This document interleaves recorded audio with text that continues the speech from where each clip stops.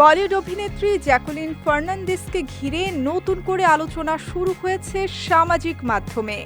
দিল্লির একটি হোটেলে এক অচেনা পুরুষের সঙ্গে বসে থাকতে দেখা গেছে তাকে। এমন একটি ভিডিও সম্প্রতি নেট দুনিয়ায় দ্রুত ভাইরাল হয়ে পড়ে।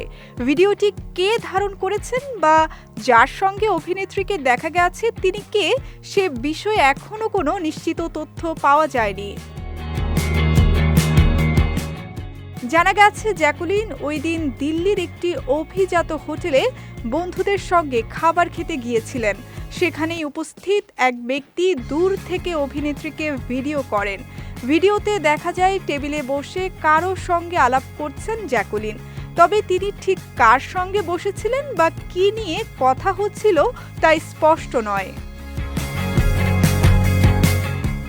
ভিডিওটি সামাজিক মাধ্যমে পোস্ট করে ওই ব্যক্তি প্রশ্ন করেন, ইনি কি জ্যাকুলিন ফার্নান্দেজ?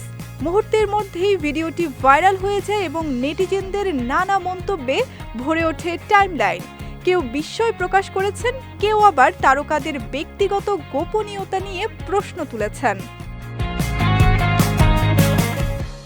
এই ঘটনায় কোনো ধরনের বিরক্তি প্রকাশ করেননি জ্যাকুলিন, বরং বিষয়টিকে হালকাভাবে নিয়েই সামাজিক মাধ্যমে তিনি মন্তব্য করেন, হ্যাঁ ওটা আমি। তার এই স্বাভাবিক ও রসিক প্রতিক্রিয়ায় অনেক ভক্তই প্রশংসা করেছেন। তবে সাম্প্রতিক বছরগুলোতে তারকাদের ব্যক্তিগত মুহূর্তে ক্যামেরা তাক করার প্রবণতা বেড়েই চলেছে। হোটেল, রেস্তোরাঁ কিংবা ব্যক্তিগত আবাসনের আশেপাশেও ফটো সাংবাদিকদের উপস্থিতি নিয়ে আগেও বিরক্তি প্রকাশ করেছেন রণবীর কাপুর, কারিনা কাপুর খান, সাইফ আলী খান ও শাহিদ কাপুরের মতো তারকারা।